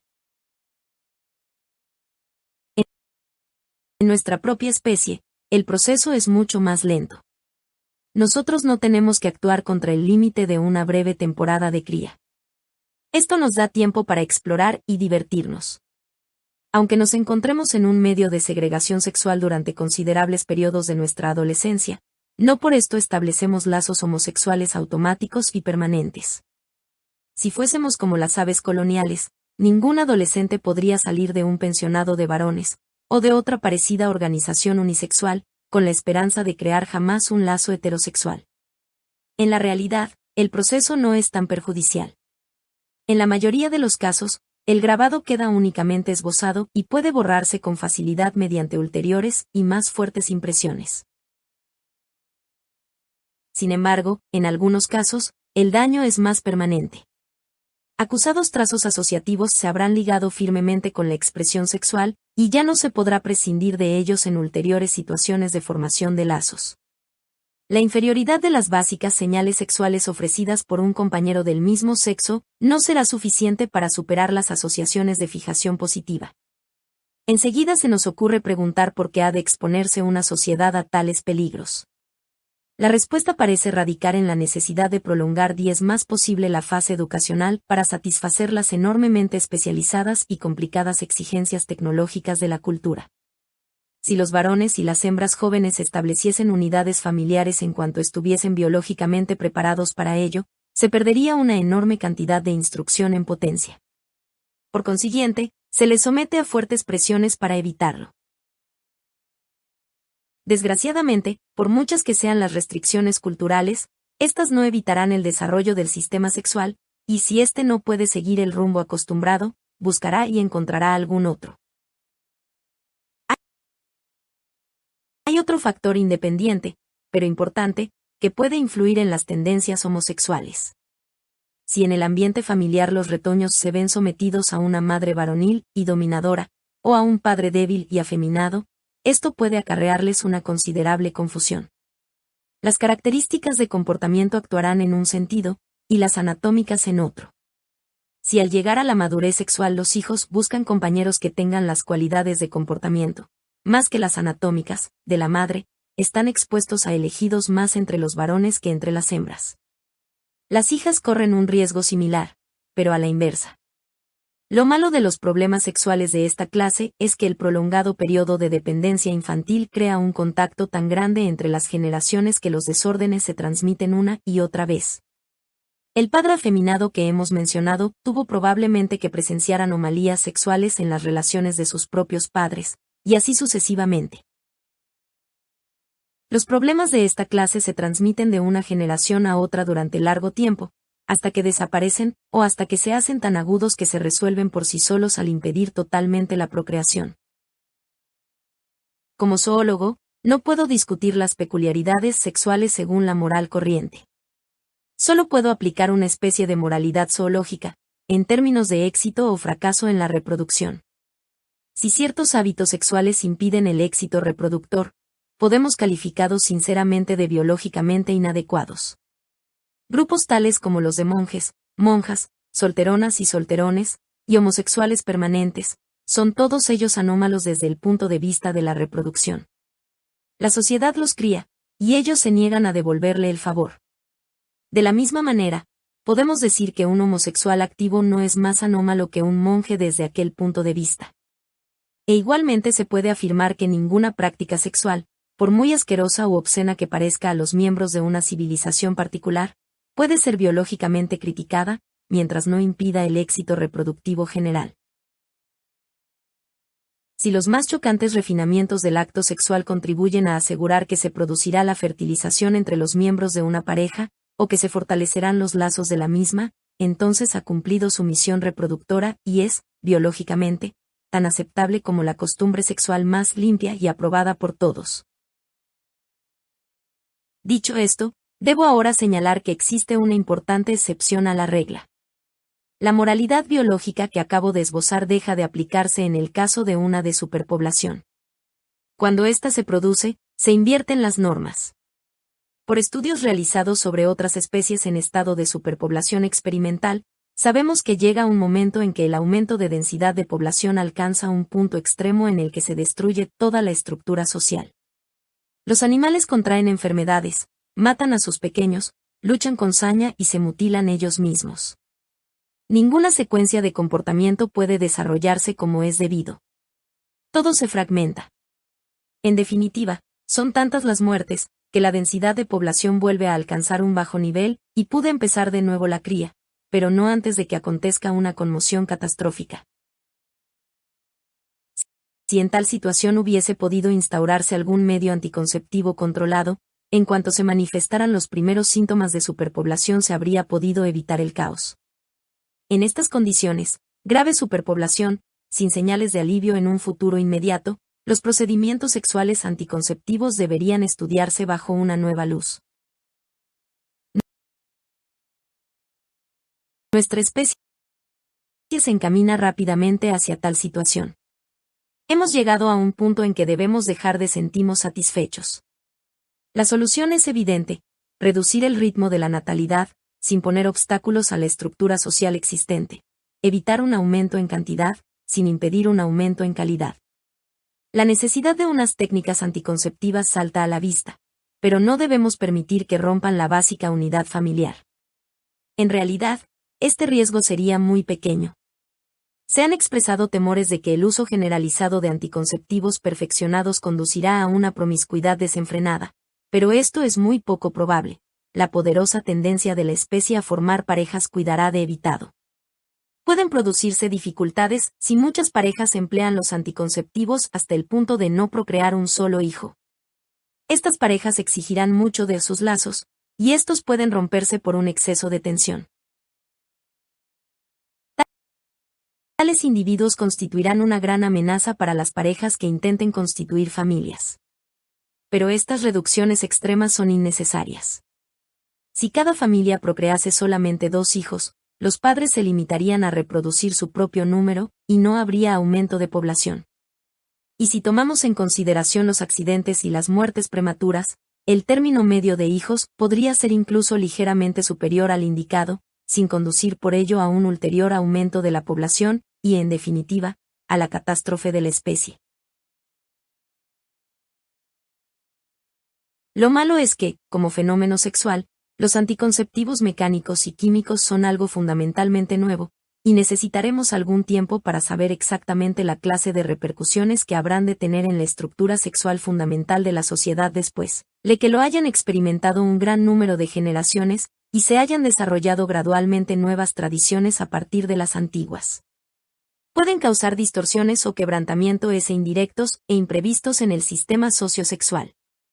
Es algo que solo el tiempo podrá decirnos. Pero, ocurra lo que ocurra, si no se aplica el control de la natalidad, la alternativa será mucho peor.